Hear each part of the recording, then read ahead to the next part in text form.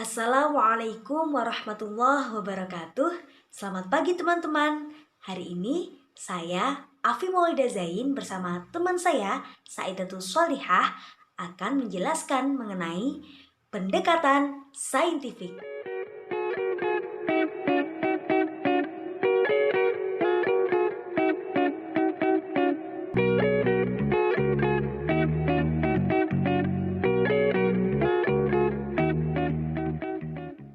Baik, kita mulai dari mendefinisikan pendekatan terlebih dahulu. Apa itu pendekatan? Pendekatan merupakan sebuah proses, perbuatan, cara mendekati, serta usaha dalam rangka pengamatan untuk membentuk hubungan dengan orang yang diteliti maupun metode-metode mengenai masalah pengamatan. Kemudian, mari kita definisikan apa itu pendekatan pembelajaran. Pendekatan pembelajaran yaitu suatu sudut pandang terhadap proses pembelajaran. Lantas, apakah itu pendekatan saintifik?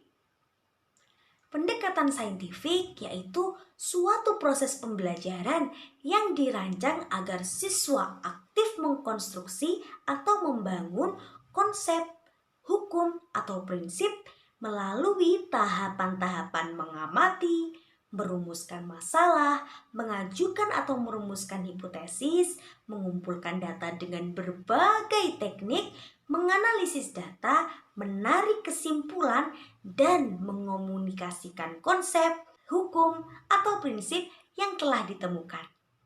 Nah, selanjutnya mari kita bahas mengenai kriteria pembelajaran saintifik. Apa saja kriterianya? Yang pertama yaitu mendorong dan menginspirasi siswa untuk berpikir secara kritis, analitis, dan tepat dalam mengidentifikasi, memahami, memecahkan masalah, dan mengaplikasikan materi pembelajaran. Yang kedua yaitu mendorong dan menginspirasi siswa mampu berpikir hipotesis dalam melihat perbedaan, kesamaan, dan tautan satu sama lain dalam materi pembelajaran. Yang ketiga yaitu mendorong dan menginspirasi siswa mampu memahami, menerapkan, dan mengembangkan pola berpikir yang rasional dan objektif dalam merespon materi pembelajaran. Yang keempat yaitu berbasis pada konsep, teori, dan fakta empiris yang dapat dipertanggungjawabkan. Yang kelima yaitu tujuan pembelajaran dirumuskan secara sederhana dan jelas, namun menarik sistem penyajiannya.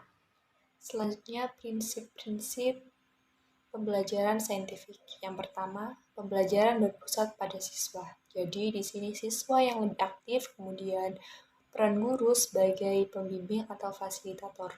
Yang kedua, pembelajaran membentuk student self-concept. Yang ketiga, pembelajaran terhindar dari verbalisme.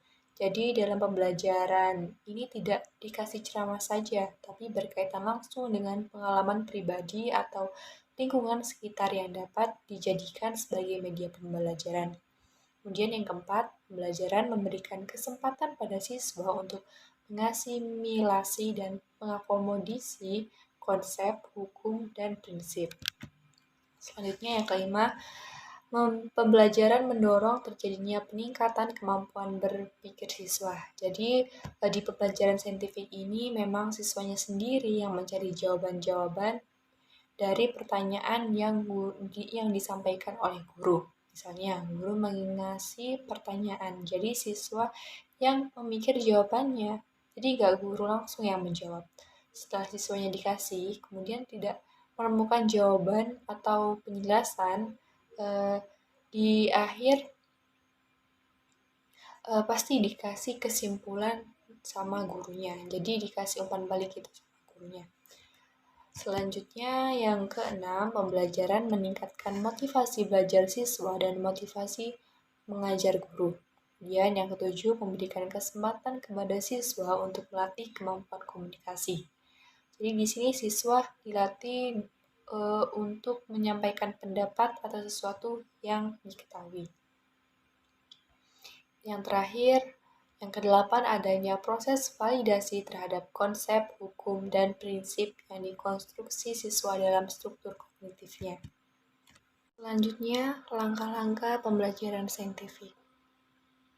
Langkah-langkah pembelajaran saintifik yang pertama yaitu mengamati. Mengamati adalah kegiatan siswa mengidentifikasi melalui indera, seperti indera penglihatan untuk membaca, menyimak, kemudian indera hidung untuk mencium, telinga untuk mendengar, lidah untuk mengecap, dan kulit untuk meraba pada waktu mengamati objek dengan alat bantu atau tanpa alat bantu. Jadi, dengan mengamati ini, siswa menyadari adanya hubungan antara objek yang diamati dengan materi pelajaran. Contohnya, siswa diperlihatkan video pembelajaran yang berhubungan dengan materi yang akan dijelaskan atau yang akan dipelajari. Selain itu, contohnya bisa memakai LKS, kemudian modul yang bisa diamati dari contoh-contoh soal, dan materi. Selanjutnya, yang kedua, menanya.